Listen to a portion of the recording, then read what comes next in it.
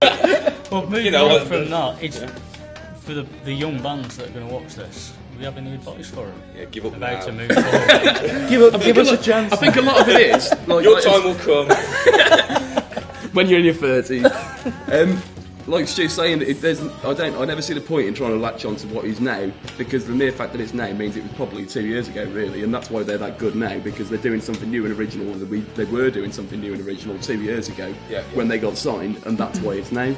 So it is a matter of, just say ploughing around for it, really, and say, well, this is what we like, this is what we want to do. We're not going to make it sound like you want it to sound. We're going to make it like we want it to be.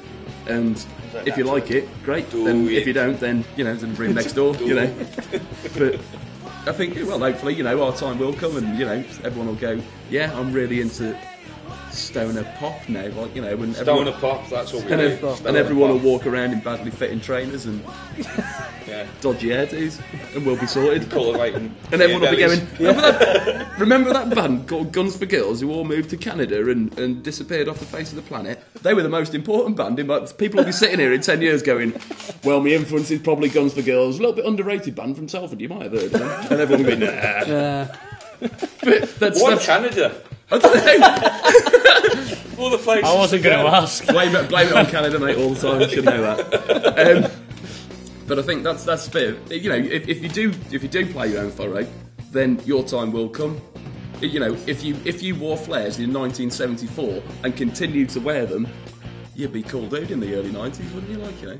Or maybe that was just me wearing flares in the early 90s. But you know what I mean? Everything will come round again, and everything, we're saying,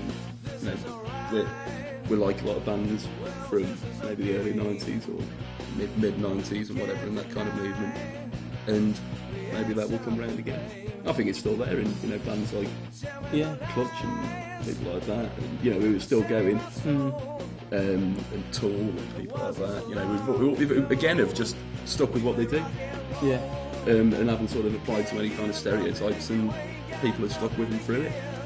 Or their time's come and they've made themselves really big, and that's hopefully I think that those sort of bands, they're the ones that they do make it, they do stick to it, but they stick to their own sort of thing and they just go for it, and then And a lot of it's hard work as well. I mean, unbelievable.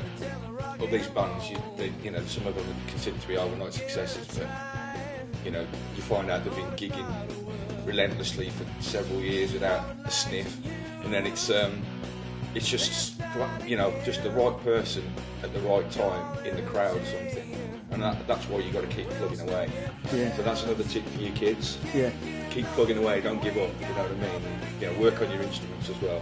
Yeah, you got to work. Yeah. Go to bed at a good time. Don't take drugs. Stay in school. Mind your P's and Q's. Respect your elders. Yeah, especially same guys. Respect them as well. Yeah, definitely. Thanks very much, guys. No problem. Thanks very Great much. interview. That was Guns for Girls. Just as a footnote, we've got the Telford Rocks 2008 song competition. The entries are open until the 21st of August. Certainly all these guys are going to get attracted. Thanks very much, and we look forward to seeing you again in the next interview.